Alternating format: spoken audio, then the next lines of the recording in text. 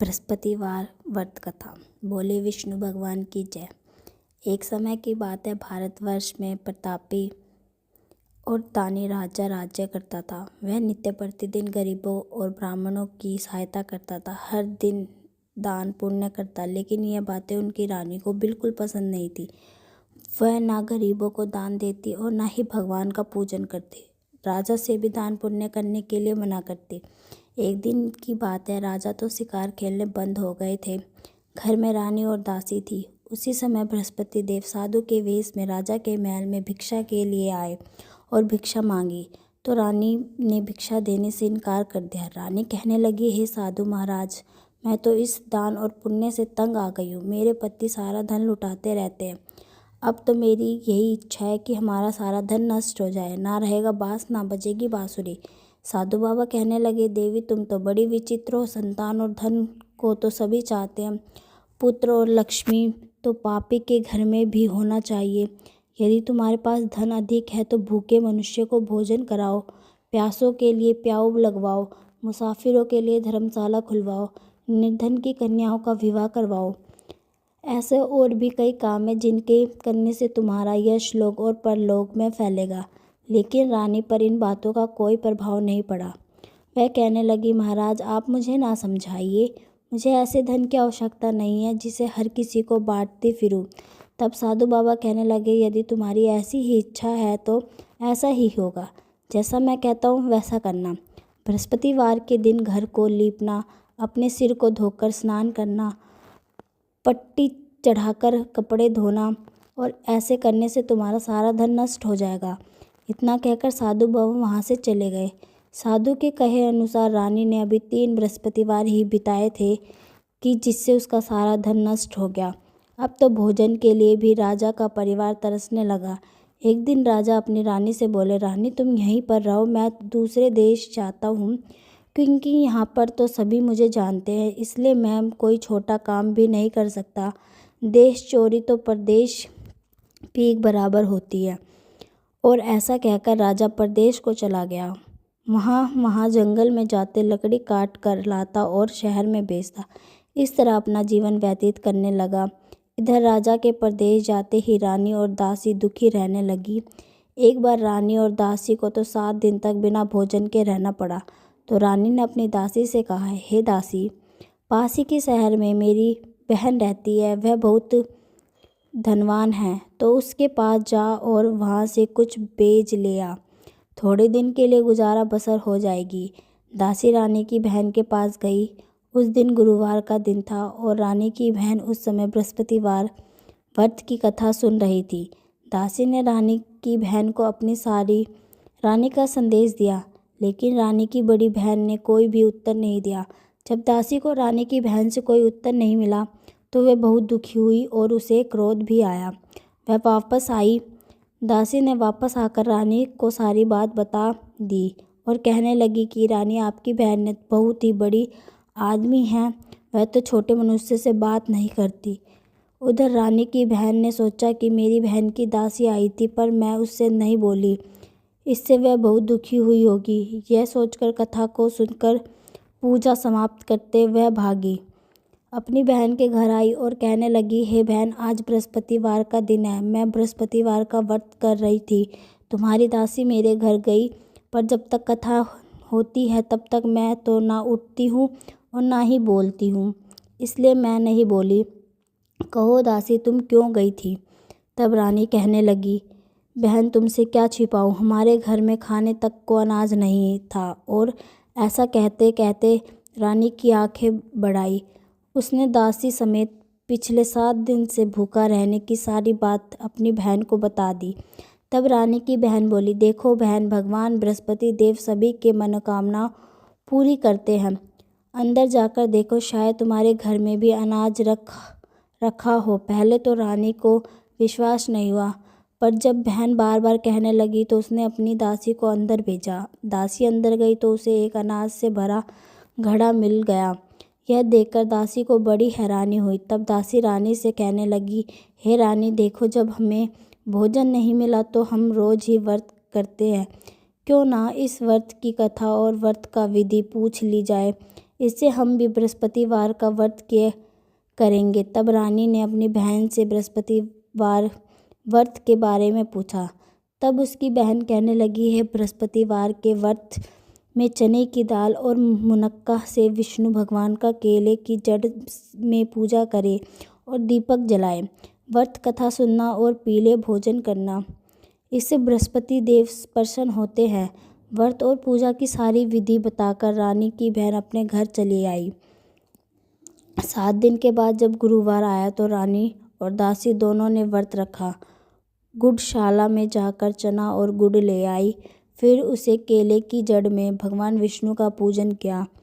अब पीला भोजन कहाँ से आए, इस बात को लेकर दोनों बड़ी दुखी थी, पर क्योंकि उन्होंने व्रत किया था इसलिए बृहस्पति देव उनसे प्रसन्न थे। एक साधारण व्यक्ति का रूप धारण कर 2 थालों में सुंदर पीला भोजन लेकर आए और दासी को भोजन दे दिया। भोजन पाकर दासी बहुत ही प्रसन्न हुई। फिर रानी के साथ मिलकर उसने भोजन किया। उसके बाद तो वह हर गुरुवार को व्रत और पूजा करने लगी। बृहस्पति भगवान की कृपा से उसके पास फिर से धन संपत्ति आ गई। अब रानी फिर से पहले की तरह ही आलस्य करने लगी। तब दासी ने कहा, देखो रानी, तुम पहले भी इसी तरह आलस्य करती थी। तुम्हारे धन के रखने में कष्ट होता था, इसी कारण सारा धन नष्ट हो गया। अब भगवान बृहस्पति देव की कृपा से फिर से धन मिला है तो तुम फिर से आलस्य कर रही हो। रानी को समझाते हुए दासी ने कहा, बड़ी मुसीबतों के बाद हमने यह धन पाया है, इसलिए हम दान पुण्य करना चाहिए। भूखे मनुष्य को भोजन कराओ और अपने धन को शुभ कार्यों में खर्च करें। इससे तुम्हारा कुल का यश बढ़ेगा, स्वर्ग की प्राप्ति होगी और प्रीत प्रसन्न होंगे। दासी की बात मानकर रानी ने अपना धन शुभ कार्यों में खर्च करना शुरू कर दिया।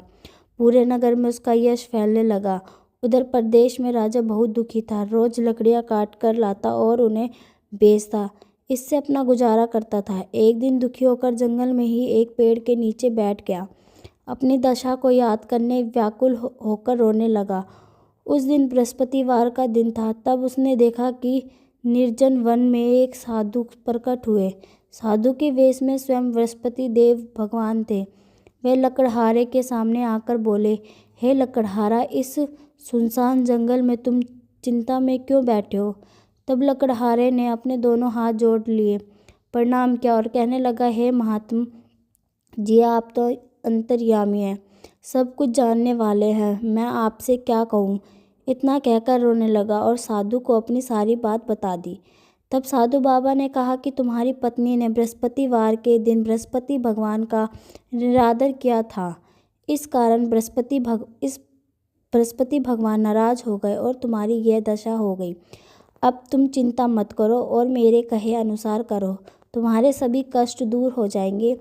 भगवान तुम्हें पहले से ही अधिक संपत्ति देगा। तुम बृहस्पतिवार का व्रत किया करो और बृहस्पतिवार के दिन कथा सुनना करो। 2 पैसे के चने मुनक्का लाकर उनका प्रसाद बनाओ। शुद्ध जल से लोटे में शक्कर मिलाकर अमृत तैयार करो। कथा के बाद अपने सारे परिवार और सुनने वाले प्रेमियों में अमृत और प्रसाद बांटकर आप भी ग्रहण करो। ऐसा करने से बृहस्पति भगवान प्रसन्न होंगे और तुम्हारी सभी मनोकामनाओं पूरी करेंगे। साधु के ऐसे वचन सुनकर वह लकड़हारा कहने लगा, प्रभु, मुझे लकड़ी बेचकर इतना पैसा नहीं मिलता कि जिससे मैं भोजन करने के बाद कुछ बचा सकूं। मैंने रात्रि में अपनी पत्नी को व्याकुल देखा है। मेरे पास कुछ भी नहीं है जिससे उसकी खबर तो मांग सकूं। तब साधु कहने लगा, तुम किसी बात की चिंता मत करो। बृहस्पतिवार को तुम रोजाना की तरह लकड़ियां लेकर शहर में जाओ तो तुम रोज से दुगना धन प्राप्त होगा। इससे तुम भली भांति भोजन कर लोगे और बृहस्पति देव की पूजा का सामान भी ले आओगे।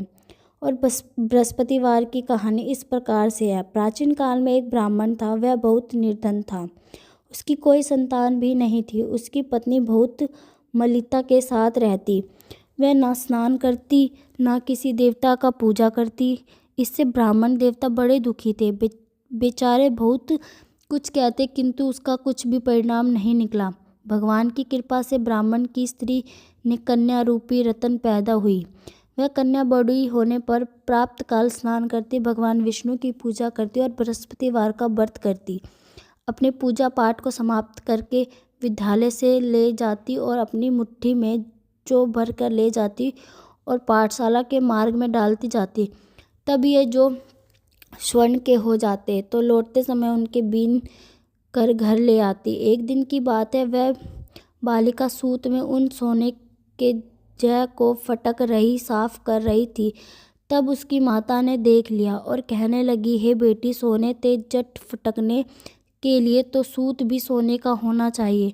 दूसरे दिन बृहस्पतिवार था। इस कन्या ने व्रत रखा और बृहस्पति देव से प्रार्थना करके कहा, हे प्रभु, मैंने अपनी पूजा सच्चे मन से की है तो मेरे लिए सोने का सूप दे दो। बृहस्पति देव ने उसकी प्रार्थना स्वीकार कर ली। रोजाना की तरह वह कन्या जो फैलाती हुई जाने लगी। तब लौटकर जो बिन रही थी तो बृहस्पति देव की कृपा से सोने का सूप मिला। उसे वह घर ले आई और उसने जो साफ करने लगी, परंतु उसकी माँ का वही ढंग रहा। एक दिन की बात है, वह कन्या सोने के सूप में जो साफ कर रही थी। उसी समय उस शहर का राजपुत्र वहां से होकर निकला।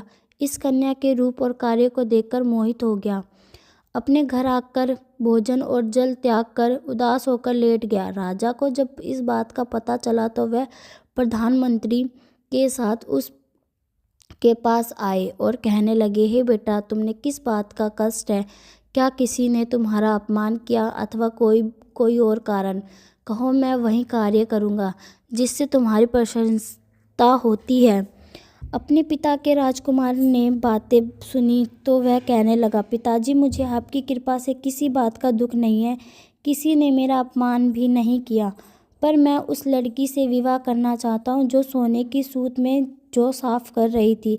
इतना सुनकर तो राजा आश्चर्य में पड़ गए और कहने लगे, बेटा, इस तरह की कन्या का पता तुम ही लगाओ। मैं उसके साथ तुम्हारा विवाह अवश्य ही कर दूंगा। अब राजकुमार ने उसी लड़की के घर का पता बताया तो मंत्री उस लड़की के घर गए और ब्राह्मण देवता को सभी हाल बताया। ब्राह्मण राजकुमार के साथ अपनी कन्या का विवाह करने के लिए तैयार हो गए। विधि विधान से ब्राह्मण की कन्या का विवाह राजकुमार से हो गया। कन्या के घर से जाते ही पहले की भांति ब्राह्मण देवता के घर में गरीबी का निवास हो गया। अब तो भोजन के लिए भी अन्न बड़ी मुश्किल से मिलता था। एक दिन दुखी होकर ब्राह्मण देवता अपनी पुत्री के पास गए।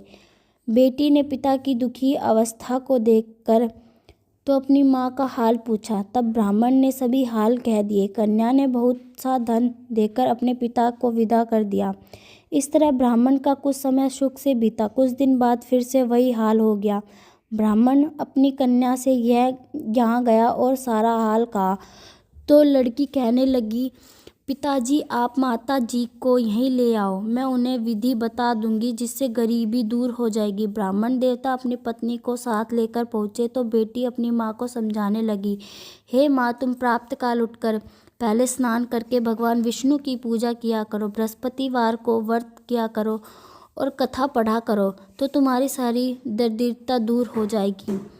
पर उसकी माँ ने उसकी एक भी बात नहीं मानी। प्राप्त काल उठकर अपनी पुत्री के बच्चों की जूठन को खा लिया। इससे उसकी पुत्री को बहुत गुस्सा आया और एक रात को कोठरी से सभी सामान निकाला और अपनी माँ को उसमें बंद कर दिया। प्राप्त काल उसे निकाला, स्नान आदि के पाठ करवाए तो उसकी माँ की बुद्धि भी ठीक हो गई। फिर तो वह प्रत्येक बृहस्पतिवार को व्रत करने लगी और विष्णु भगवान का पूजा करने लगी। इस व्रत के प्रभाव से उसके माता पिता बहुत ही धनवान और पुत्रवान हो गए। बृहस्पति भगवान की कृपा से इस लोक में सभी सुख को भोगकर स्वर्ग को प्राप्त हुए। बोले बृहस्पति देव भगवान की जय हो। इस तरह लकड़हारे को बृहस्पति देव की कथा सुनकर साधु बाबा वहाँ से अर्थदर्ग हो गए। धीरे धीरे समय व्यतीत हुआ और बृहस्पति का दिन आया। लकड़हारा जंगल से लकड़ी काटकर शहर में बेचने गया तो उसे उस दिन और दिन से अधिक पैसे मिले। राजा ने चना गुड़ आदि लाकर गुरुवार का व्रत किया। उस दिन से उसके सारे दुख दूर हो गए। पर जब दोबारा बृहस्पतिवार का दिन आया तो व्रत करना भूल गया। इस कारण बृहस्पति भगवान उससे नाराज हो गए। उस दिन उस नगर के राजा ने विशाल यज्ञ का आयोजन किया और शहर में घोषणा करा, दी कि कोई भी मनुष्य अपने घर भोजन नहीं बनाएगा और ना ही आग जलाएगा। सभी जनता मेरे यहाँ भोजन करने आएगी और इस आज्ञा को जो ना मानेगा उसे फांसी की सजा दी जाएगी। इस तरह की घोषणा सारे नगर में करवा दी गई। राजा की आज्ञा के अनुसार शहर के सभी लोग भोजन करने गए, लेकिन लकड़हारे को कुछ देर हो गई, इसलिए राजा उसे अपने साथ घर ले गए और लेकर भोजन करा रहे थे तो रानी की दृष्टि उस खूंटी पर पड़ी जिस पर उसका हार लटका हुआ था। वह हार उसे वहां पर दिखाई नहीं दिया। तब रानी ने सोचा कि मेरा हार इसी मनुष्य ने चुराया है और उसी समय सिपाही बुलाकर उसे कारागार में डलवा दिया। जब लकड़हारा कारागार में पड़ गया तो बहुत दुखी हो गया और सोचने लगा, ना जाने कौन से पूर्व जन्मों के कर्मों से मुझे यह दुख प्राप्त हुआ है। उसी साधु को याद करने लगा जो जंगल में मिला था। उसी समय तत्काल बृहस्पति देव साधु के रूप में प्रकट हुए और उसी दशा को देखकर कहने लगे, अरे मूर्ख, तूने बृहस्पति देव की कथा नहीं की, इस कारण तुम्हें यह दुख प्राप्त हुआ है।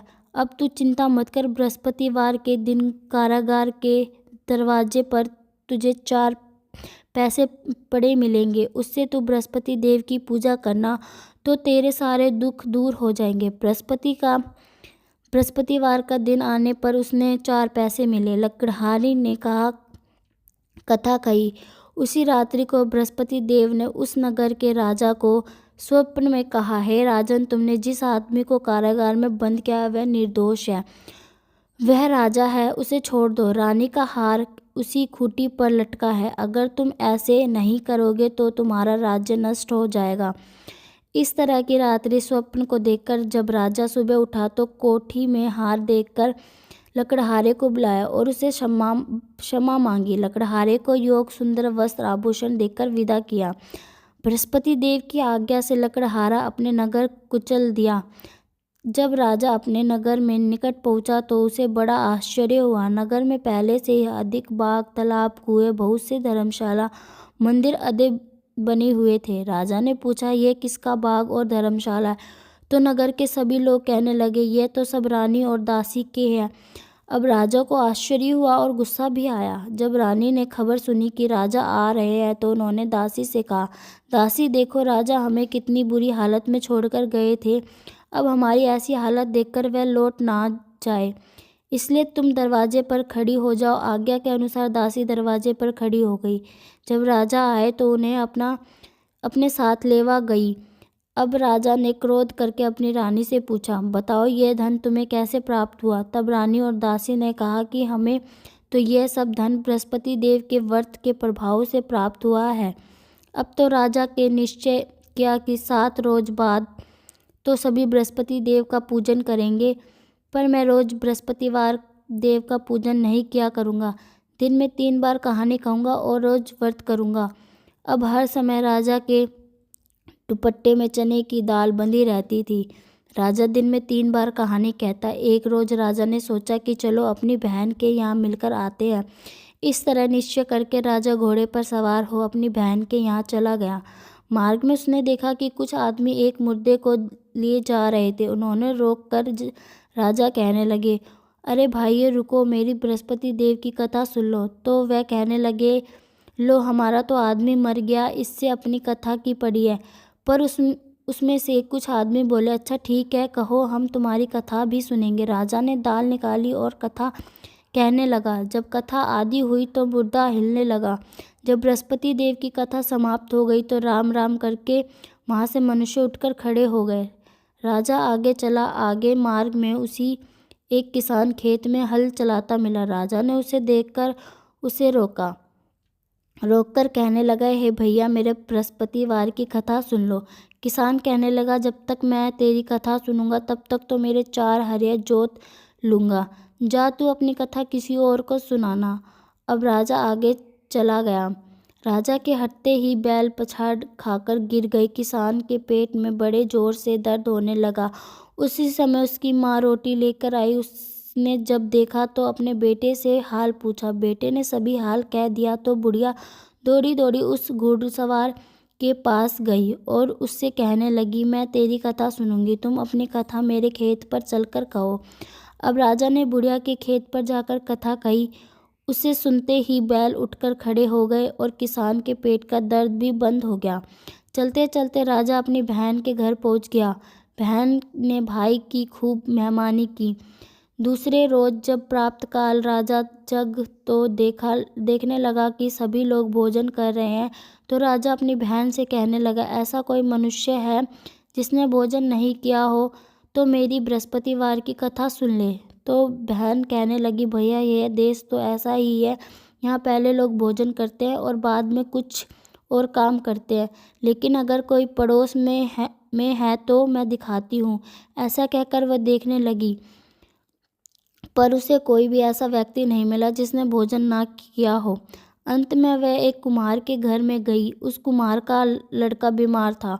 उसे पता चला कि उसने यहाँ 3 दिन रोज किसी ने भोजन नहीं किया। तब रानी ने अपने भाई की कथा सुनने के लिए कुम्हार से कहा तो वह तैयार हो गया। राजा ने उसके घर जाकर बृहस्पतिवार की कथा कही, जिससे सुनकर उसका लड़का ठीक हो गया। अब तो राजा की प्रशंसा होने लगी। कुछ दिन तक राजा अपनी बहन के घर में रहा। फिर एक दिन कहने लगा, बहन हम अपने घर को जाएंगे, तुम भी तैयार हो जाओ। राजा की बहन ने अपनी सास से कहा। सास कहने लगी, हाँ चली जा, पर अपने लड़के को मत लेके जाना, क्योंकि तेरे भाई की कोई औलाद नहीं है। तब बहन भाई से कहने लगी, हे भैया मैं तो चलूँगी, पर कोई बालक नहीं जाएगा। तब राजा कहने लगा, जब कोई बालक नहीं जाएगा तब तुम ही क्या करोगी। बड़ी दुखी मन से राजा अपने नगर को लौट आया। आकर राजा ने अपनी रानी से कहा, हम निर्वासी राजा है, हमारा तो मुख देखने का भी धर्म नहीं है और कुछ भी भोजन आदि नहीं किया। उदास होकर लेट गया। तब रानी कहने लगी, हे प्रभु, बृहस्पति देव ने हमें सब कुछ दिया, वह हमें औलाद भी अवश्य देगा। उसी रात को बृहस्पति देव ने राजा के स्वप्न में कहा, हे राजन, उठ, सभी सोच को त्याग दे, तेरी रानी गर्भ से है। राजा को यह बात सुनकर बड़ी खुशी हुई। 9वें महीने में रानी ने एक सुंदर पुत्र को जन्म दिया। अब राजा कहने लगे, हे रानी, स्त्री बिना भोजन के रह सकती है, बिना कहे नहीं रह सकती। जब मेरी बहन आए तो उसे कुछ मत कहना। रानी ने सुनकर हाँ कर दी। जब राजा की बहन ने यह शुभ समाचार सुना तो वह बहुत खुशी हुई और बधाई देकर अपने भाई के घर आई। तब रानी कहने लगी, घोड़ा चढ़कर तो नहीं आई, कथा चढ़ी आई हो। राजा की बहन बोली, भाभी मैं तो ऐसा ना कहती तो तुम्हारी औलाद कैसे मिलती। बृहस्पति देव ऐसे ही हैं, जिसके मन में कामना होती है सभी को पूर्ण करते हैं। जो सद्भावना से बृहस्पतिवार का व्रत करते हैं, बृहस्पतिवार की कथा पढ़ते हैं, सुनते हैं या दूसरों को सुनाते हैं, बृहस्पति देव उनकी सभी मनोकामनाओं को पूरी करते हैं। भगवान बृहस्पति देव की उनकी सदैव रक्षा करते हैं। संसार में जो भी मनुष्य सद्भावना से भगवान जी का पूजन व्रत सच्चे हृदय से करते हैं तो उनकी सभी मनोकामना पूर्ण होती है। जैसी सच्ची भावना से राजा और रानी ने उनकी कथा का गुणगान किया तो उनकी सभी इच्छाएं बृहस्पति देव जी ने पूरी की।